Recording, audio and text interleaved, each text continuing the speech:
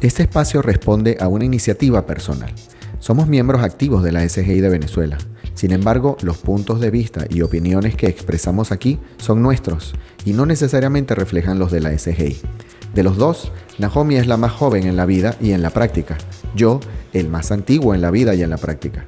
Finalmente, este espacio no tiene la intención de reemplazar el estudio y la práctica del budismo Nichiren de la Soka Gakkai, sino más bien aportar parte de nuestra experiencia.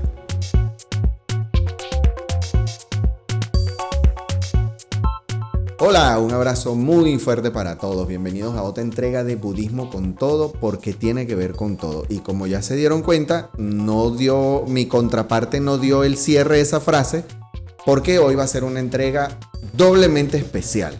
En un principio, especial porque no me acompaña mi compañera predilecta, ¿sí? Nahomi ha tenido que afrontar un tema laboral inesperado, que no podía dejar pasar.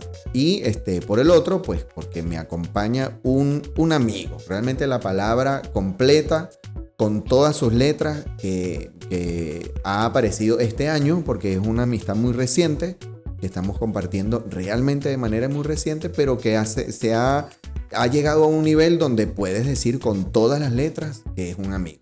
Les quiero presentar a César Peña, quien realmente se une a esto que nosotros llamamos el Kosen Rufu de Venezuela, de una forma otra vez súper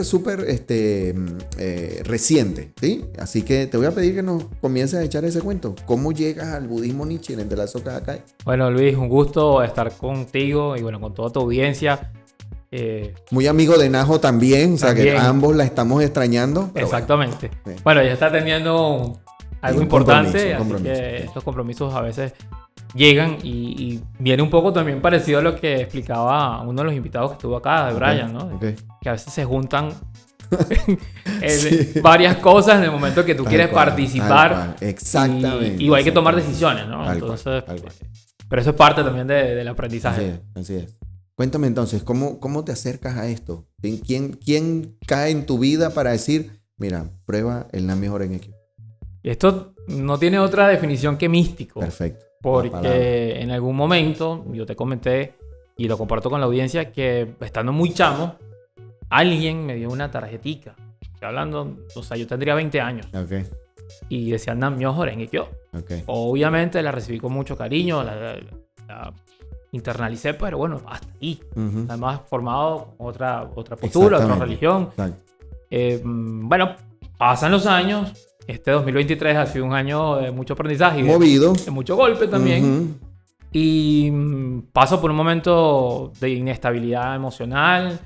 Me diagnostican depresión. Okay. Y una buena compañera que también es integrante de la Soka Gakkai, que bueno, practica el budismo, me ofrece venir a una de las reuniones de diálogo. Perfecto. Y te digo la verdad, era tanto el nivel de angustia, estaba en uno de esos primeros mundos, bien de infierno, por decirlo así. Perfecto. Que no lo pensé 2 veces. Y encontré calma. Buenísimo. Encontré calma, que era la palabra que no... Que no aparecía. No aparecía, se había borrado. Se había perdido. Tanto... Esa primera reunión fue en mi casa. Exactamente. ¿Ok? O sea, la primera reunión a la que tú asistes a la Soka Gakkai fue en mi casa. Después conociste otros grupos, porque obviamente esta amiga te lleva a otros grupos, ¿cierto? Sí. Ok. Sí, estuve con grupos que están más hacia la zona de las Fuerzas Armadas. Perfecto. El grupo del IDICE también. Bien. Y bueno, he podido compartir con distintos grupos, distintas visiones. Muy bien. Que también lo tocabas en el podcast, ¿no? De poder hablar con personas que tengan posturas distintas, a pesar de que convergen con lo que es la filosofía, lo que es la práctica, pero cada universo es válido. Se procesa de forma diferente, con velocidades diferentes. Totalmente. Chévere. Y además con niveles de exigencia, le quiero decir, ¿no? Porque yo te comentaba en otras oportunidades que escucho de personas que son extremadamente rígidas con su práctica. Ajá, cierto. Muy exigentes. Muy exigentes. Sí. Y yo lo he tomado desde mucho respeto, pero también tratando de equilibrar de que el día a día a veces te obliga. Entonces yo veía como que, bueno, pero ellos son más rígidos que otros grupos, pero ahí entra también lo que vamos aprendiendo, el respeto, la dignidad, el poder sentarse y... Mira, eso me parece genial, este pedacito que estás hablando, porque sin duda hablar de una filosofía nueva, una postura religiosa nueva a la que venías acostumbrado, ¿sí? Es un proceso, en algunos casos, de choque, ¿no? Porque nuevamente tú vienes acostumbrado a ver las cosas de una manera y viene alguien y te presenta una visión diferente. Y pues en un primer paso tú comienzas a probar, ¿no? Y dices, oye, esto como que sí funciona. Pero después pasa lo que dices, que te consigues con otras posturas que eventualmente en algunos casos tú sientes como que, pero es como rígido, ¿no? Totalmente. O sea, eso puede ser como que mucho más de choque a lo que yo venía como interpretando, ¿no? En ese caso, ¿cómo lo has procesado? ¿Cómo lo has vivido? Ha sido un proceso arduo, porque además por todo lo que decía al principio, yo estoy muy ligado al budismo Nichiren, insisto, desde lo místico. Bien. Porque yo voy a buscar ayuda porque tengo depresión o me diagnosticaron depresión y bueno, la primera terapeuta es budista. Luego voy con otro terapeuta y me dice, yo soy budista. Y luego así sucesivamente los terapeutas que iban apareciendo, todos estaban en la práctica. Y yo decía, bueno, yo estoy ligado. De alguna manera me están diciendo, hey, es aquí. Es aquí. Es por aquí, tal cual. Pero es como tú dices, yo vengo de un núcleo familiar que tiene otra formación, que además... Lo más bonito de todo esto ha sido que en ningún momento sentí resistencia por parte de la gente que está cercana a mí. Buenísimo. Al contrario, comenzaron a decir, estás haciendo algo raro. Perfecto. Te ves distinto. Desarróllame eso un poquito. ¿Tú cuándo comenzaste a sentirte distinto? No sé, te puedo decir como al mes y medio. Okay. Ojo, eso es muy personal, ¿sí? O sea, cada quien va a sentirlo en un momento diferente. Mi pregunta hacia ti es exactamente... ¿Cómo te diste cuenta que ya había algo diferente? Me di cuenta y en algún momento tuvimos la oportunidad de conversarlo. Cuando estaba en el peor momento de depresión, yo no dejaba de llorar. Incontrolablemente. Así pasara algo negativo o positivo, igual lloraba. Igual hacías Daimoku, una mejor en Ekyo. Y hacía mi Daimoku, pero bueno, estaba tranquilo y se me salían las lágrimas. Pasa el mes y medio. Empiezo como a profundizar un poco más, asisto asiduamente a las reuniones. Así es. Y me comienzo a dar cuenta que los momentos de llanto eran menos. Y que comenzaba a tener un poco más de control sobre ese mismo llanto. No es que no salía el llanto, porque justamente durante todo este tiempo lo que me decían, si tienes ganas de llorar, tienes que llorar. Tienes que dejarlo salir, porque hay algo que está conteniendo y que debes soltar para que vayas adentro y encuentres la causa de lo que te genera ese llanto. Bien. Y así fue como me fui dando cuenta de que estaba haciendo efecto mi práctica. Buenísimo. Chévere. Y estoy desarrollando algo que tú me dijiste que era el coraje. Perfecto. Sí. Mira, y todos vamos a vivir el proceso de sentir el efecto de Nami Horekyo de forma distinta, ¿no? Hay quien viene con mucha desesperanza y comienza a sentir esperanza. Alguien que llega con mucho miedo y comienza a sentir más convicción, ¿no? Alguien que viene con mucha sensación de ser débil y comienza a sentirse más fuerte, ¿no? O sea, cada quien va a tener la posibilidad de suplir esa falta de lo que sea cuando se hace ese Daimoku con fe. Y yo quiero que tú justamente me converses un poquito eso. Al principio tienes que haber entonado una palabra que no entendías una verga qué significaba, pero que lo estabas haciendo. Llegaste a una primera reunión, esto es ¿cómo se llama? Historia cierta. César, la primera reunión que llega en mi casa, llegaste a hacer 1 hora de Daimoku, de repetir una palabra que la primera vez que la estabas escuchando. Y no solamente el Daimoku, o sea, el Daimoku como tal, sino el Gongyo, que el Gongyo más todavía. Que suele ser más impactante cuando tú no estás ni remotamente Nunca relacionado. En tu vida nada, exactamente. Y yo decía, ¿y esto cómo se come? O sea, ¿qué significa? ¿Por qué me gusta tu proceso? Porque, otra vez, cuéntame, ¿qué pasaba por tu cabeza cuando... O sea, yo voy a pronunciar estas palabras por lo que dijiste hace rato. Yo en un momento complicado tengo que confiar en lo que sea. Bueno, confío en esto porque hay una persona que te extrae esa confianza. ¿Sabes? Hay una amiga que te dice, haz esto. Y tú hay un mínimo de confianza en esa persona y comienzas a pronunciarlo. Pero ¿cómo fue ese proceso de decir algo que no entendías a después ya decirlo con conciencia? a decirlo como me escribiste varias veces. Ya no salgo de mi casa sin hacer daimoku. Totalmente. Bueno, yo siento que el ser humano necesita aferrarse a algo. ¿Okay? Y aferrarse a algo creo que es normal en cualquier religión, en cualquier filosofía, porque finalmente eso se traduce como fe. Exactamente. Y yo tenía tanta angustia por un proceso que no entendía que estaba sucediendo, porque hay un término que me gustó mucho que tocaron aquí en Budismo con todo, que era la tormenta perfecta. Así es. Porque yo estaba atravesando todo al mismo tiempo. Todo. Tal cual. Desamor, el tema de heridas de infancia, familia, empleo. Encontrar realidades que tácitamente eran aceptadas, pero que yo no había internalizado, y fue como explotar realmente. Y yo creo en el Nam-myoho Renge-kyo de entrada, porque la persona que me lo dice, mira, yo he pasado por esto. Bien. Además la vi desde el lado profesional. Muy bien, ok. Yo la veía como ese terapeuta o esa ayuda que me está diciendo, yo hago esto y esto, es mi trabajo, pero también tengo un lado personal, un lado espiritual que me permite equilibrar las cargas. Perfecto. Y yo dije, bueno, si a ella le funcionó, a mí también me tiene que funcionar. Muy bien. Porque, como te dije, criado con otra religión, y igual la aceptaba, igual no hagas tal cosa porque, no sé, te vas al infierno. Exacto. Igual lo estoy viviendo y no he hecho nada de lo que se supone que no debo hacer. Ya lo estoy viviendo, exacto. Y lo estoy viviendo. Entonces, bueno, digo, voy un paso al costado y tengo que buscar la forma de salir de ese infierno. Perfecto, buenísimo. Y fue creer ciegamente.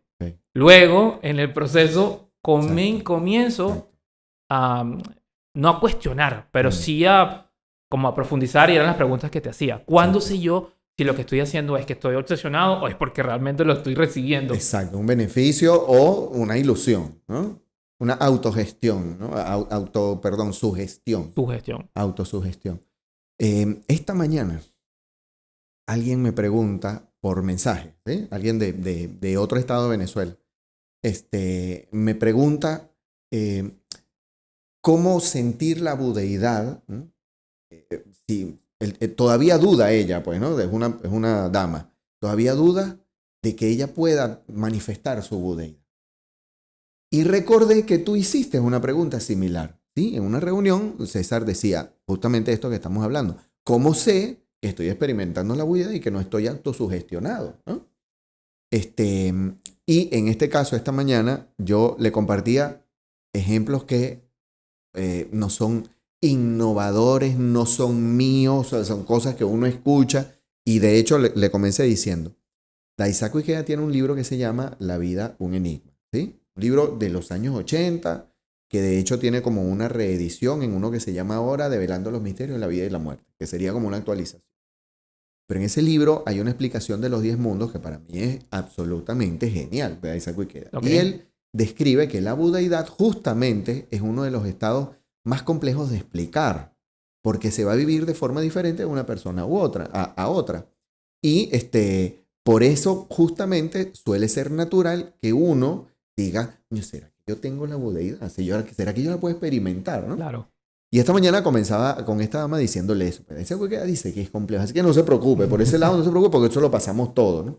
Pero por otro lado, Daisaku Ikeda también dice que si uno cree en la teoría de los 10 mundos, ¿sí? Y uno cree que tiene el infierno, tiene el hambre, tiene la animalidad porque uno lo sufre, claro, ¿sí? Y que también uno dice, bueno, pero yo a veces me alegro, entonces debe ser que también tengo el éxtasis, ¿no? A veces entro en un proceso de reflexión que termino cayendo en cuenta, entonces tengo el mundo de absorción, que hoy se llama de forma diferente, ¿no? Pero yo tengo esos 9 mundos. Entonces, si porque tengo los 9 mundos, no voy a tener el 10º también, ¿no? Claro. Daisaku Ikeda lo expone como, dese la libertad y la posibilidad de decir que usted tiene los 10 completos, incluyendo la budeidad. Ahora el problema, perdón, el detalle es cómo lo experimento, cómo veo que lo experimento.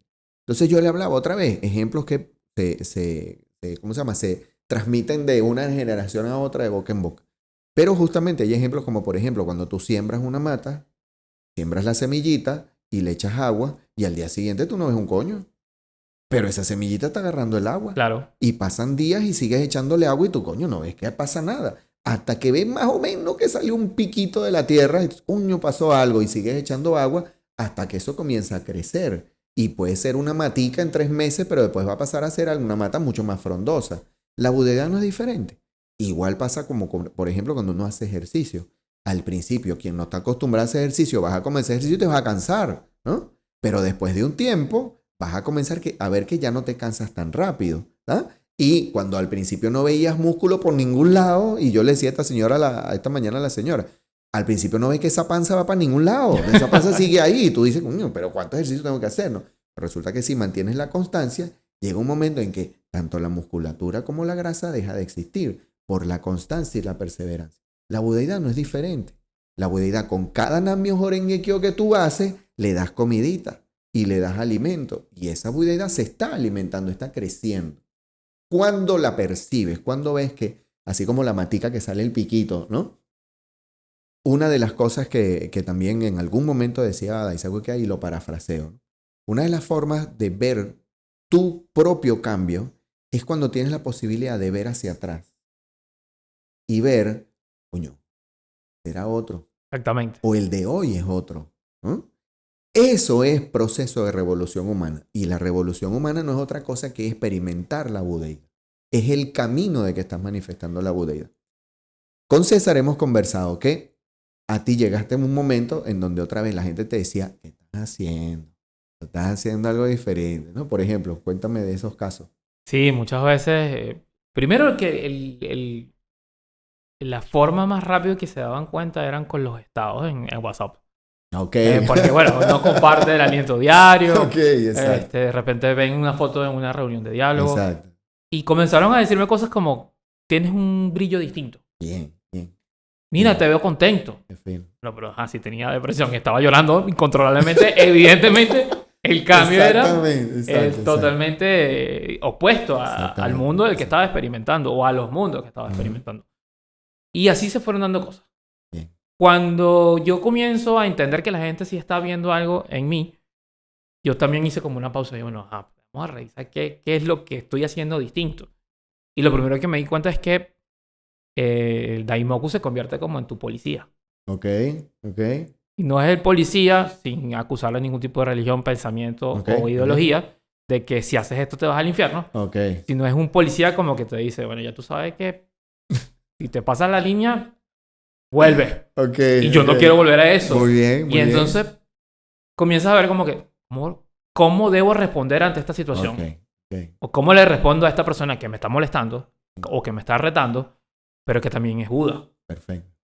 No puedo... O sea, ya comienzas a caer en cuenta de una forma diferente, una reacción diferente. Una reacción diferente. Porque existe una conciencia de la causalidad. Ya, ¿sabes? Ya caes en cuenta de que la ley del karma dice que lo que yo vivo es consecuencia de lo que yo hago. Entonces ese policía es un policía interno, ¿no? De que te dice, epa, ya tú sabes qué tipo de reacciones vienes haciendo. Bueno, tienes que reaccionar diferente si quieres cosas diferentes.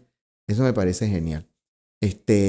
Hace poco también recordaba de otro amigo que cuando él comenzó a practicar era similar, ¿no? Él lloraba y lloraba por una situación que estaba atravesando cuando se consigue con el budismo, pero que antes de consiguiera con el budismo, las propias hermanas nos contaban, mira, cada vez que él llegaba nosotros arrancábamos la milla, porque eso era que llegaba era a llorar, pues, ¿no? Entonces ni su propia familia lo aguantaba. Y que comenzaron a ver su cambio cuando ya eso dejó de pasar, cuando ya su actitud era otra. Ya no era la lloradera de esto me pasó y por qué me pasó, ¿no? Sino ya era yo esto lo transformo, yo esto lo cambio.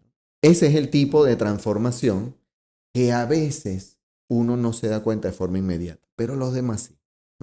Y conversando con César, yo le decía, alguien que está de afuera se da cuenta de la transformación en el proceso de alguien que ya no es el mismo de hace 2 meses. Exacto. ¿Sí? O sea, estamos hablando de que César asistió a su primera reunión en mayo de este año. En mayo, sí. Estamos grabando esto en diciembre, ¿sí?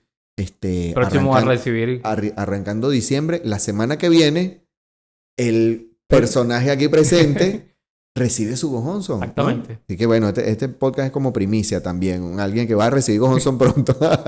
que además sientes, yo no sé si pasa con todo, pero como un nivel de compromiso, no solamente de la práctica, sino conmigo mismo, ¿no? Bien. Porque implica el hecho de que ahora debo, si antes lo hacía, es como respetar mucho más el pensamiento perfecto. Distinto, diferente, muy bien. El que no va de entrada a cuajar con mi filosofía o con mi práctica. Perfecto. Entonces me siento con esa responsabilidad bien. de decir, mira, yo hago esto, lo asumí como propio porque Bien. me ha ayudado, me ha dado herramientas. Bien. Te invito, si quieres, te enseño, te comento. Exacto. Si no, no pasa nada, nos podemos sentar en la Perfecto. misma mesa porque Tal cual. he aprendido mucho más a compartir y a tolerar. Buenísimo, excelente. Eso también es producto de una filosofía de vida que te invita a expandir la vida, no a cerrarla. Exactamente. ¿No? Que sería lo contrario. Expandes tu visión de todo lo que sucede alrededor. Estamos hablando de un proceso de 6 meses. Junio, julio, agosto, septiembre, octubre, noviembre, diciembre. Casi 8 meses, ¿sí? 8 meses es un proceso de que César comienza a conocer de la mejor en Ekyo. Yo me lo he disfrutado, pero como ustedes no tienen idea, porque justamente me ha permitido estar suficientemente cerca de su proceso, de su experiencia, como para apreciar todo eso que vive alguien que no conocía esto, lo comenzó a conocer y ha sido progresivo el avance. Recibir Go Home, tal como tú dices, es un compromiso, pero un compromiso voluntario. Es un compromiso que cada quien se da su tiempo de decir, todavía no, me falta un poquito, bueno, sí, ya estoy listo, ¿no?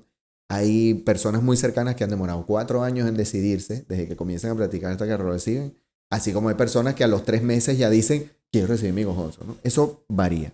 Pero la firme diferencia, ¿sí?, entre uno y otro es ese que dice, entiendo que esta es la oportunidad para mí de seguir en el proceso de transformación de vida que comenzó cuando empecé a entonar a mejor en Ekyo, ¿no? Y me comprometo justamente a que ese proceso siga. ¿Qué pasa con ese proceso? Va a tener sus procesos muy buenos, como va a tener sus momentos muy malos. Claro. ¿Sí? Y hablando de, entre comillas, el malo, decir, no, mano, pero o sea, dame un chance, karma, o sea, vida, dame una pausa, ¿no? O sea, eso va a pasar, ¿sí? Pero, nuevamente, en otras oportunidades en este podcast también lo hemos comentado. Cuando uno avanza en su proceso de transformación del karma, los problemas que se enfrentan son exactamente proporcionales a tu capacidad de vencerlo. Es decir, nunca aparece un problema más grande que mi propia capacidad para superarlo. Eso no pasa en la correlación kármica. Okay. Es decir, en la polaridad de karma positivo y negativo, cuando yo enfrento un karma negativo, a veces pienso, no, esto es más grande de lo que yo me esperaba. Puede ser que a nivel de conciencia tú digas, esto es peludo. Pero desde el punto de vista kármico, se ha presentado como consecuencia de tu avance. Si no, no se hubiera presentado. Entonces, cuando aparece es porque, ¿sabes? ¿Cómo se llama? Directamente proporcional a tu capacidad de decir, yo venzo esto porque apareció para vencerse. Apareció para yo transformar esa parte del karma. Yo creo que justamente la práctica, en mi caso, una de las cosas que más agradezco es que me permitió soltar la angustia de hacer las cosas. Bien. Okay. Porque sí, que el miedo está, o sea, es mentira que se te va a ir. Yo lo agarré, lo senté aquí y le dije, siéntate aquí y dime qué es lo que me quieres enseñar. Perfecto. Porque me estás molestando. Bien. Y con la práctica, con el Daimoku, con las reuniones, uno comienza a estudiar. A ver, a mí me ha encantado el budismo Nichiren porque siento que es filosofía, es psicología, o sea, porque lo que te dicen los psicólogos es muy parecido a lo que, si lo vemos del lado místico, ¿no? No solamente de filosófico. Totalmente. Entonces, fui tomando esa fortaleza para decir, me da miedo esto, pero bueno, lánzate. Bien, lánzate. Excelente, buenísimo, buenísimo. Cuéntame qué haces, César, tu profesión, de qué vives. Bueno, yo soy publicista. Durante muchísimos años he trabajado en el periodismo deportivo. Bien. Hasta que Venezuela explotó literalmente y ya era insostenible hacer trabajos donde pasabas mucho tiempo en oficina, pero el sueldo era bastante deplorable. Creo que eso es una realidad que todavía se está viviendo. Sí. Y decidí hacer algo que me encanta, que es tomar fotos. Okay. Desde chamo me encantaba la fotografía. Crecí en una casa donde todo el mundo tenía cámaras, estaban las Polaroid. Que eso era como la NASA cuando veía todos implementos. Hoy en día me dedico a la fotografía para emprendimientos y también me gusta o pienso desde mi visión muy personal que la fotografía es terapéutica.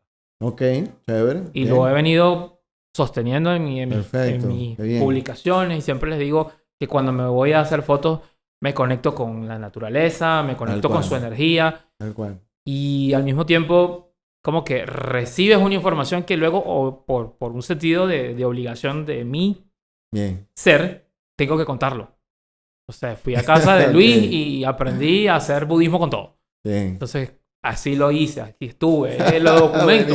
Buenísimo. Chévere. Y he visto que realmente quiero vivir de eso. Bueno, no es sencillo, pero tampoco es imposible. Exacto, tal cual. Bien. Y con la práctica y con el budismo, siento que se abrieron cosas que yo tenía tal vez como en pausa.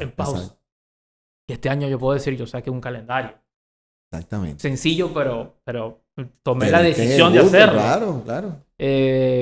Una empresa de telefonía me pagó por unas fotos, que es una campaña dedicada a Venezuela, que es algo que me encanta. Agarrar mi mochila y irme a recorrer Venezuela a hacerle fotos. Entonces como que vas tomando esa fortaleza y te identificas con procesos de otras personas que también practican el budismo y que, bueno, viven de esa pasión interna, ¿no? Bueno, Sensei, tengo entendido que le encantaba también la fotografía. Pero no tienes idea cómo, ¿sí? Y podemos contar esa experiencia ahorita. Van a aparecer, por supuesto, las redes de César. Desde un punto de vista muy humilde de mi parte, toma muy buenas fotos. He podido usar de sus fotos para la SGIB y eso para mí es genial, ¿no? Que alguien quiera apoyar a la SGIB desde su espacio de acción. Sí, Daisaku Ikeda, él comenzó a viajar en 1960 y conoció muchos lugares y de repente comenzó a agarrar una cámara y a tomar fotos. Y lo que se cuenta, ¿no? Es que su estilo de tomar fotos era muy particular, porque obviamente no eran las cámaras digitales como hoy que tienen su mega pantalla donde puedes apreciar lo que estás por tomar fotos, sino que tenían el visor tradicional. Claro. Pero él no usaba el visor tradicional. Él sencillamente, me encanta ese paisaje. Pácata, y tomaba la foto. No había ningún tipo de enfoque, ¿no? De desarrollo más elaborado de la foto. Y lo siguió haciendo y lo hizo durante mucho tiempo. Una vez alguien que sabía de fotografía, que se encuentra directamente con Daisaku Ikeda, ¿no? Y con la gente del equipo de Daisaku Ikeda, ve sus fotos y lo animan a crear una exposición, ¿sí? A crear una exposición fotográfica. Okay. Y así sale lo que a finales de los 90 se presenta en la SGI de Venezuela y que por supuesto viajó por muchas partes del mundo, una exposición fotográfica de Daisaku Ikeda que se llamó Diálogos con la Naturaleza, ¿sí? No recuerdo el año exacto, 97, 98, por ahí fue la exposición en Venezuela. En el caso de Venezuela se presentó en el Ateneo de Caracas, en lo que era el Ateneo de Caracas, y realmente gustó muchísimo, porque otra vez, el nivel de la calidad fotográfica de Daisaku Ikeda fue reconocida por gente que sabía de fotografía. Okay. Él no es fotógrafo, ¿okay? Pero nuevamente su estilo era muy particular. Me encanta aquel paisaje, sácata, ¿sabes? Sin tomar visor ni un carrizo. Entonces esto, digamos que le da como un valor agregado a lo que él podía reflejar, ¿no? Y creo que hablando de la imagen, siempre va a hablar de eso, ¿no? De qué es lo que quieres reflejar. Exactamente. ¿Cómo logras reflejar lo que quieres transmitir? ¿Sí? Eso es arte, ¿sí? El arte al final es eso. ¿Cómo logro transmitir lo que siento? Y la fotografía es eso. Nuevamente, yo personalmente disfruto mucho del trabajo de César. No disfruto algo que realmente me aleja de su ser, es que es del Madrid. ¿No? Y en eso tenemos unas charlas muy buenas, de verdad, por ser futbolero. Disfrutamos de buenas charlas, no los vamos a ustedes a tosigar con nuestros diálogos de fútbol, pero sí, podemos hablar muchísimo tiempo de fútbol. Estamos disfrutando mucho el proceso de la vino tinto, ¿sí? Háblame de eso, háblame del deporte. ¿Cómo llegas al deporte? ¿Cómo desarrollas tu visión del deporte? Ahora como budista, ¿qué interpretas del deporte? Porque o sea, quiero que entiendas hacia dónde quiero ir. La causa y el efecto se aplica en todo en el universo. En todo. Y el deporte no escapa a eso también. Cuéntame hasta el día de hoy cómo es este asunto de tú y el deporte. ¿Cómo empezaste a incursionar en esto? Bueno, de chamo siempre me gustó el fútbol. No lo practiqué. No pasé de jugar. Yo sí. por eso puedo decir que tu postura ante el Madrid no es del todo correcta. No paso de jugar en el colegio. Era muy malo, siempre era portero. Y odiaba ser portero, pero en algún momento me Pero era portero, y empecé a jugar como portero y bien, bueno, ya chévere. Pues. Chévere. Pero sí, me gusta mucho el fútbol. Y estando chamito recuerdo los mundialitos que se jugaban en el Brígido. Claro. Uno ver a Stalin Rivas, que era un chamo que la rompía. Socorro fue el primer ícono de esa generación de niños. Exactamente. Y bueno, me fui involucrando con el fútbol de esa manera, pero siempre consumí fútbol, no solamente en el ganar-perder, sino que me gustaba investigar. Bien. Chévere. Cuándo pasó esto, me veía cuánto documental salía de la historia de los mundiales. Y previo al Mundial de Sudáfrica, 2010, mi hermano escribía para una página web, mi hermano es periodista, y mira, están buscando a alguien que escriba. Bueno, yo mismo soy. Y comencé a escribir. Qué fino. Eso me llevó a Radio Deporte 1590M, que fue la primera radio deportiva del país. Ya luego, bueno, bajó la guardia. Claro. Pero estuve ahí 4 años. Aprendí muchísimo. Amo la radio. Si pueden empezar por mí. Yo tengo el radio encendido todo el día. Qué fino, qué fino. Y ahí tuve la oportunidad de hacer entrevistas con personalidades del fútbol. Comencé a cubrir los partidos. Ingresé a lavinotinto.com. Y bueno, entonces ahí terminó como que explotar ese amor por el fútbol. Luego pasé a otros medios. Chévere. Y me mantuve así hasta el 2019 que dije, no podemos vivir de los medios en Venezuela. Vamos a hacer nuestros propios medios. Y comencé a hacer cosas enfocadas a enseñar cómo hacer una cobertura de deportes o un programa de deportes. Me mudé a Carigua. Allá tenemos una escuela también. Y entonces fundé una escuela con otros personajes y dábamos clases sobre producción audiovisual. Hicimos, bueno, cualquier cantidad de cosas enfocadas a los medios de comunicación, pero siempre con el toque del deporte. Del deporte. Aquí participabas en un programa donde tenías una participación específica para hablar de deporte, ¿cierto? Sí. Ahora, otra vez, practicas budismo, ¿sí? Y hay algo que refleja de una forma muy visceral la carencia de conciencia, de ecuanimidad, de equilibrio, de pensamiento. Y es el fanatismo. Total. ¿Sí? El fanático pierde toda objetividad. ¿Sí?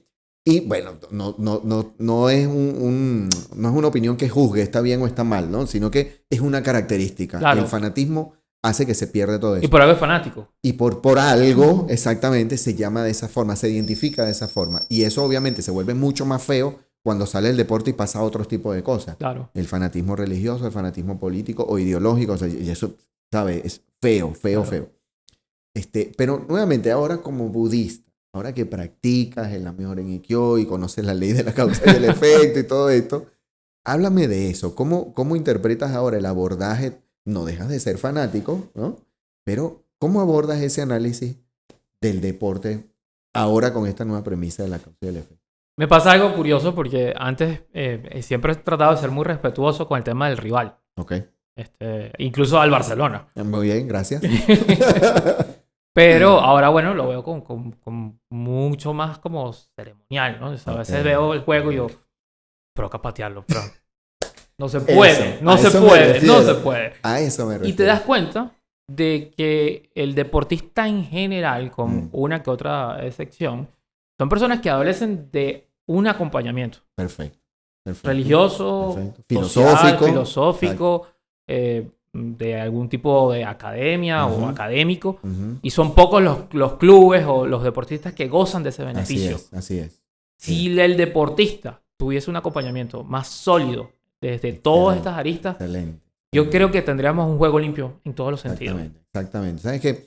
Una de las cosas que nos diferencia de las grandes potencias deportivas es ese acompañamiento al deportista, ¿no? Sin irnos muy lejos, en el país del norte, la cultura del deporte, pues, es una vaina que se pierde de vista, ¿no? El acompañamiento que tiene el chamo hasta llegar al profesional es una cosa que destaca, ¿sí? En nuestros países de hacia abajo es otro el asunto, pues, ¿no? Es el que destaca sigue teniendo una postura muy humilde ante la vida y ante su visión de toda la vida, y desafortunadamente por eso es mal aprovechado por gente que se va a aprovechar, va a la redundancia de eso, ¿no? Entonces creo que esa es una clave a siempre estar atento. El cambio cultural de una sociedad y de una nación aborda también el aspecto deportivo, ¿no? Porque se da cuenta de que la habilidad o la destreza física, ¿sí? No puede ser completa sin un acompañamiento de una filosofía de vida que le permita a esa persona comprender cómo aprovecho al máximo esa cualidad, ¿no? Totalmente. Entonces, por eso se ve tanta diferencia entre un deportista y otro, ¿no? Y hay algo que antes lo miraba, ahora lo miro más. Por ejemplo, no sé cuántas veces, cada vez que hablamos de fútbol, vamos a hablar de Messi y Cristiano. O sea, van a llegar 60 años y vamos a hablar siempre de Total, Messi y Cristiano. exacto. Porque no hay quien Otros parámetros. los iguales. Exacto. Y si uno revisa, ellos son una muestra fidedigna de poder estar en los 10 mundos. Tal cual. Sí, pero aún así, no dejan de ser unas personas valiosas, dignas, de respeto, de reconocimiento, de valor. Y probablemente internamente ellos también deben tener una postura. No sabemos qué practican o qué creen, o si creen o no creen en algo. Pero uno se da cuenta de cómo el ser humano puede pasar por distintos momentos. Y en el partido de fútbol, tú lo explicaste en un budismo con todo, es algo que puede ser en cuestión de segundos. Te pasas por los 10 mundos completos. Desde la celebración eufórica porque marcaste un gol, terminas expulsado por sacarte la camiseta. Exacto. O patear al rival porque simplemente te frustraste, no aguantaste y lo pateaste. Tal cual. Ese es el análisis que esperaba. ¿Ves? Mira, tengo a un muy cercano amigo a quien aprecio muchísimo. Tiene un año más que mi hijo. Es muy chamo. Pero que lo aprecié muchísimo porque nuevamente me disfruté todo su proceso de práctica desde el primer día que escuchó Una Mejor en Ekyo. Él jugaba aquí en la comunidad, ¿no? Ok. Y aunque su deporte predilecto no es el fútbol, jugaba básquet, ¿sí? O quiero decir, es el básquet. Y una vez conversaba con él y le decía, mira, a mí me encantaría que tú conversaras con tu círculo de amistades sobre lo que estás practicando, que es en la mejor. No es que no lo hubiera hecho, sino que lo hiciera con más contundencia. Porque tú eres alguien que valora al resto de las personas que te rodean y conoces, o no conoces, te propones extraer o contribuir para que extraigan su potencia. ¿Por qué te digo esto? Le decía yo a él. Porque cuando te veo jugando, él, que tenía una buena presencia, tiene una buena presencia física y podía ser de estos famosos jugadores individualistas, ¿sí? Él, por el contrario, cuando tenía que aprovechar su destreza, lo aprovechaba, pero en momentos muy importantes sabía cómo distribuir el juego. Sabía cómo hacer que los demás extrajeran su máximo potencial. Y yo le decía, esa característica te da a ti la posibilidad de destacar como líder, ¿sí? Líder en el juego y en otras circunstancias también. Y él, cuando yo le estaba contando, sus ojos eran de una extrañeza que no podría describirte. Sí, era como, no, o sea, tú te das cuenta de eso, tú miras esas cosas. Y yo le decía, por supuesto. O sea, yo cuando jugaba, porque yo sí jugué fútbol, por eso me encanta el juego del Barcelona. Y ahorita no sirve. Bueno, tiene rato. Y uno sufre porque el equipo que te gustó no está jugando como tiene que jugar. Esa relación Barça-Madrid o Madrid-Barça es como aquello que tú me decías del buen amigo y el mal amigo. Tal cual. Porque tal cual. uno obliga al otro. Exactamente, inspira. Entonces yo le decía a este pana que en la vida uno desarrolla esa actitud filosófica en todos los aspectos, incluyendo el deporte. Entonces, cuando yo jugaba de chamo, me encantaba esa posición de distribuir juego, ¿no? Disfruta hacer goles, por supuesto que es sabrosísimo hacer goles, pero el poder dar un pase que haga que el otro brille, ¿no? Claro. Ese toque preciso para que la jugada quede magistral, pero porque tú contribuiste a ella, da mucha satisfacción. Entonces, eso es filosofía de vida, que se aplica en todos los espacios, ¿no? Bueno, César, mira, de verdad la conversa súper sabrosa. Yo siento que estos son espacios que no se dan de a una sola vez. Se dan de a varias veces. Y bueno, queda como pendiente para que mi compañera habitual en el próximo capítulo con César sí esté aquí presente y ponga ese toque de humor que siempre pone, que ella siempre tiene esos comentarios bien sabidos para hacer. Pero en cualquier caso, súper agradecido porque hayas atendido a mi invitación. y hayas venido a conversar con nosotros. No, bueno, yo feliz de conversar. Siempre que estamos en una reunión de diálogo, extendemos ese diálogo personalmente. Así que es un placer estar acá. Y bueno, compartir mi experiencia con todas esas personas que a lo mejor ven por primera vez budismo con todo y les interesa. Les digo, señores, acérquense sin ningún tipo de temor. Bien. Estoy convencido de que es la mejor decisión que pueden hacer con su vida, el recibir. Ya luego decidirás si te quedas o te vas. Exacto, bien. Pero abrirse a la posibilidad de conocer otra forma de pensamiento. Muy bien. Entonen el Nam Myoho Renge Kyo del budismo Nichiren de la Soka Gakkai. Agradecidísimo con César, agradecidísimo con todos los que pasaron por este episodio. Extrañamos a Najo, la volvemos a ver en el próximo episodio. Hasta pronto.